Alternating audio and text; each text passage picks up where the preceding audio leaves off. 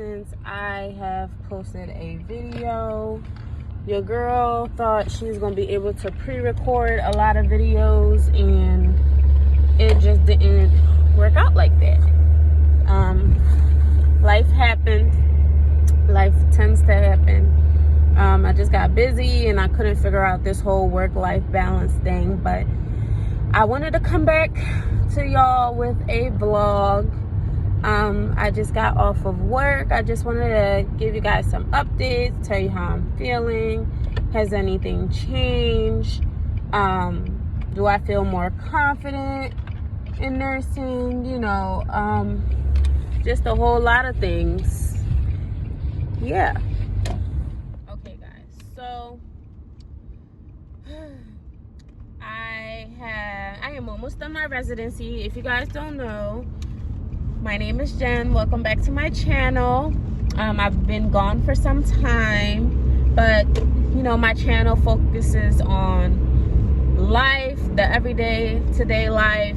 I like to give education to people who are in nursing school, not sure of what career path to follow, how to balance work and life, how to balance friends, you know, letdowns while you're in school and things like that. If you guys are interested in just seeing my journey, I'm first generation, born in West Africa, raised here, African parents, you know, strict household, I'm Muslim, just so many different things that come with me. And yeah, if you guys are interested in seeing how I do this thing called life, stay tuned. Alright guys, so I'm recording while I'm driving because I feel like, okay, I have energy, let me do it now before I change my mind. So like I said, life has been super busy. I am at the long stretch, like I have like maybe, I think like 3 more shifts left in my residency, and then I'm done and I'm gonna be on my own. So I've gone through the whole interview process. So the way my residency works is, it is 19 weeks. Yes, 19 weeks. And during that 19 weeks, I have 3 rotations. So I went to 3 separate units. One was heart failure. The second one is originally heart and vascular, but it is now COVID. And my third one was trans-surgical. So people that come post-op, come straight out of post-op. Yeah, you're dealing straight with those patients after they get out of PACU, the post-anesthesia care unit.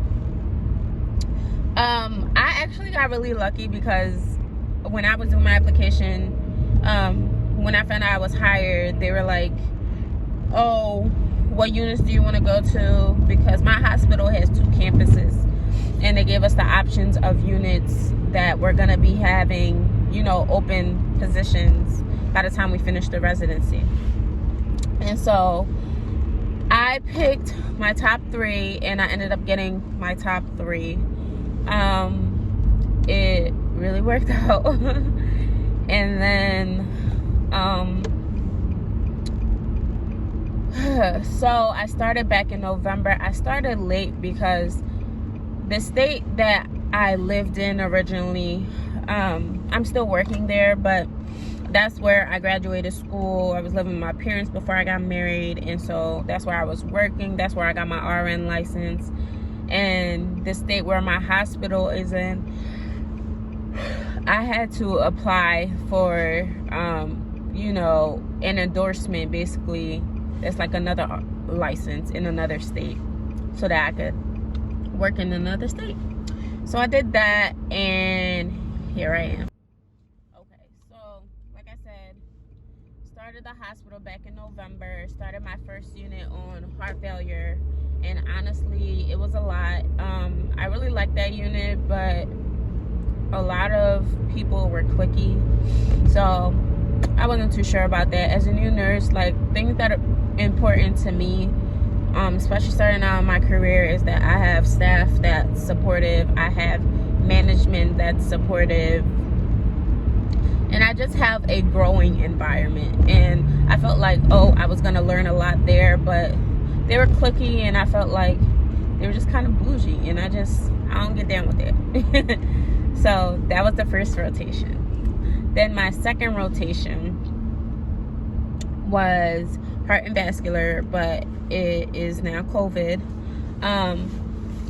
That was a lot to adjust to. Like, I was terrified going in.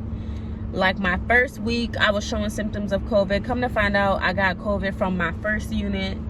So I had COVID like 2 days into me being on the COVID unit. Like I said, I didn't get it on the COVID unit, I got it on the unit before who wasn't COVID. Ain't that crazy? So I had COVID, so I was out for 2 weeks, and then I finally came back and, you know, learned how to work life with COVID. And when I tell you, I really freaking give it to those nurses and that have been doing it this entire time, that have been, like, you know, trudging through. Because listen, when I tell you, that shit is hard. That shit is hard. The gowning up and gowning down, the patients dying left and right, the dealing with families only over the phones, families not being able to see their families, the being worried I can't see my own family because I don't want to contaminate them. I take all precautions, but you never know, like your uniform and things that you come home with. Just, it was exhausting. So yeah, when I was done with that and wearing like the special N95 mask that looked like gas masks and all that, when I was done with that, I was like, whew, I'm done. So then I went to my third unit, and my third unit is my third unit was the trans-surgical one. I learned so much. It was stressful. It was basically like an ICU setting, just that you would have, like, you could have up to 4 patients. Usually you have 2 or 3 usually, but you could have up to 4. And it was just a lot because they're post-op, so you're doing post-op vitals, you're doing all those like acute stuff. And then that's when I just realized, like, maybe I can work myself up to a higher acuity, you know, patients that are really sick, patients that are more sick. But currently right now, like, this isn't for me. Like, I had great preceptors. I learned a lot from that unit, but you know, it was a lot. I just was like, I don't know. So now we had to interview all 3 units and you know, pick our top, like, you know, 1, 2, and 3. And then they matched us up based off of what the unit had open and what we chose and who the unit wanted too. You know, they ranked us 1, 2, 3, 4. There were like 10 of us. So I chose number 1 as the first unit. Even though it was cliquey, I learned a lot. And then I put like number 2 as the second unit. Actually, the COVID unit. Yes, the COVID unit, because the staff was freaking amazing. Like, everyone helps each other out, everyone looks out for each other. And then number 3, I chose sorry y'all, I just worked night shift, I'm tired. Number 3, I chose as the third one, I chose, you know, the trans-surgical one. I ended up getting the COVID one. My mom's like, why would you choose that? I'm like, listen, at least I know what I'm going into. I'm protected. I got COVID from a unit that doesn't even have COVID. So at least I'm protected. I know what I'm getting myself into. And actually, we just found out that we're going to be getting some of our cardiac patients back. So recently we've been having some of our cardiac patients. I feel like that's not safe, having the cardiac patients, especially when they're post-op on the same unit as COVID patients. But hey, what can you do? So they said as early as March and as late as June, we're going to be transitioning back to our cardiac. So what worries me about that? About that, y'all, is that number 1, right now all I know is COVID. I don't know nothing about no heart and vascular. I know very little, you know. So like for y'all to basically throw us to the wolves and the way they describing these heart and vascular patients, like, I'm freaking scared. So I really encourage people, when you're in these residencies and when you are, even if you're not in a residency, you're just a new nurse, with preceptors, always vouch for yourself. Even in nursing school, always vouch for yourself. Try to see, don't even do it. Sorry, it was a car. Try to get patients, you know, acute, complicated patients. Even though it might be hard, you're gonna learn a lot. You know what I mean? Like, you're gonna learn a whole lot. So I really vouched and I really spoke up, and I just was like, you know, can I please have cardiac patients, not just COVID patients? Like, and I've been getting that just so I can get my experience, so that when we are fully just heart and vascular, like, then I'm not gonna be lost. I'm already lost as a new nurse,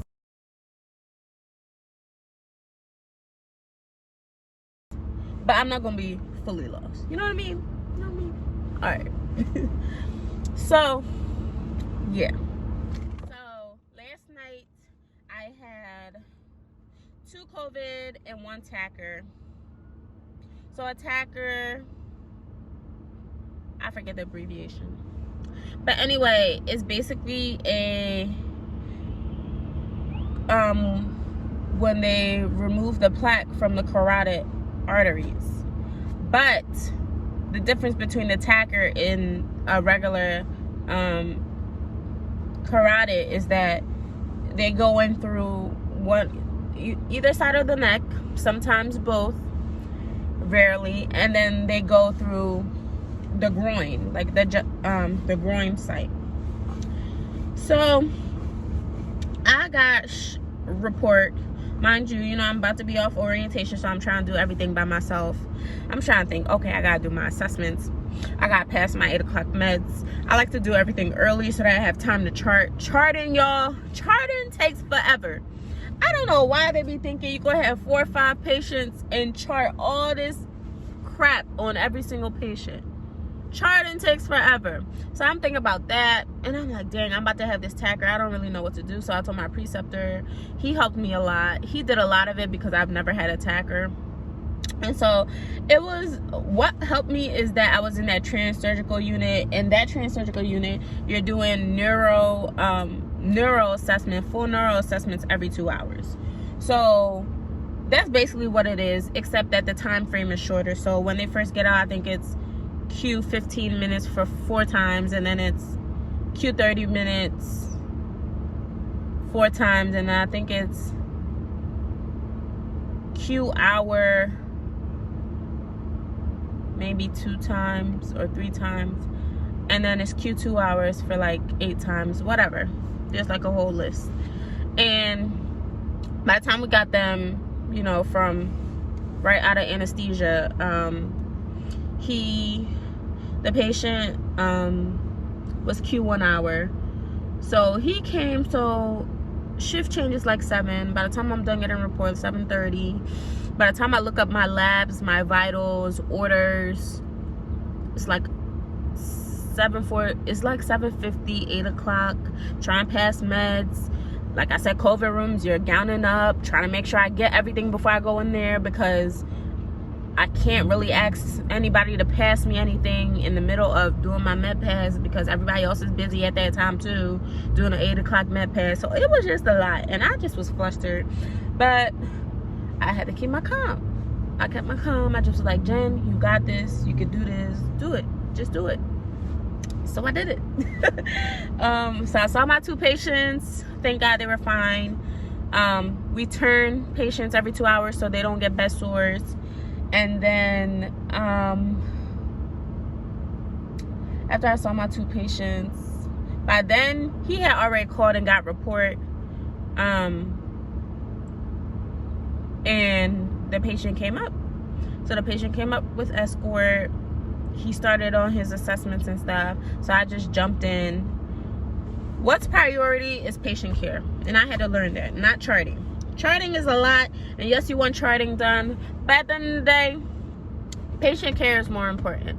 So now I do all my patient care, and then even if I'm late charting, whatever, I'll chart later. I'll just remember the time that I did stuff, and you can adjust the time. So yeah, so we did all the assessments. We assessed his jugular site. We did the neuro assessments. We assessed the groin site. He was really funny, and yeah, it was a very pleasant experience until 6:45. So like I said, I like to do things early. Why this patient?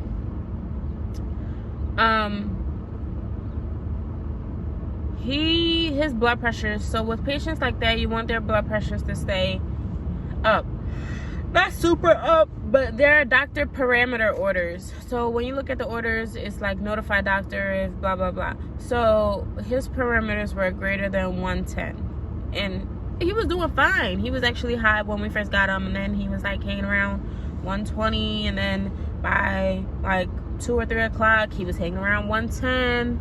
And then, you know, by the time 6 o'clock come, right before shift change, right before we done, we thinking we all done, we good, his blood pressure dropped to 77 over something. It's okay, maybe he was asleep. Let me try the other arm.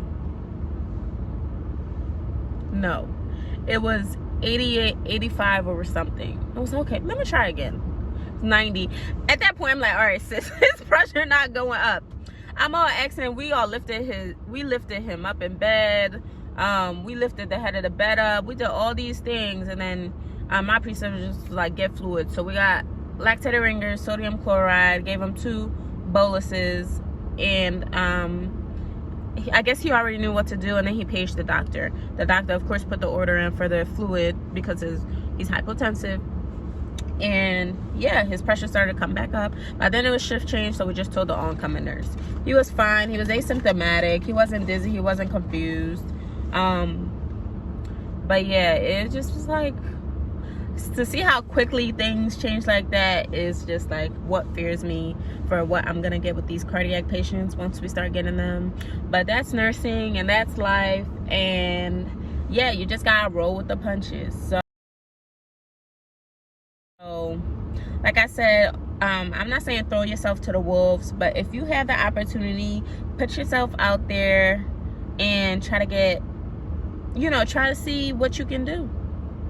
Even as a new nurse, you got it. You got it. You made it through nursing school. You passed boards. You will pass boards. You will make it through nursing school. You got it. You got it. Just look for somebody you can depend on, and always ask for help. That's number one. You cannot do everything by yourself. I know as new nurses we want to do everything. I don't know if it's that we want to prove that we can do it, but ask for help. That's what people are there for. You got people's lives in your hands. These aren't dummies. These aren't little dummies. All right, guys. I'm glad I came back to you guys. I hope you enjoyed this vlog, this little quick chit chat. Hope it wasn't too long. If you have any questions, leave them down below, and I will see you guys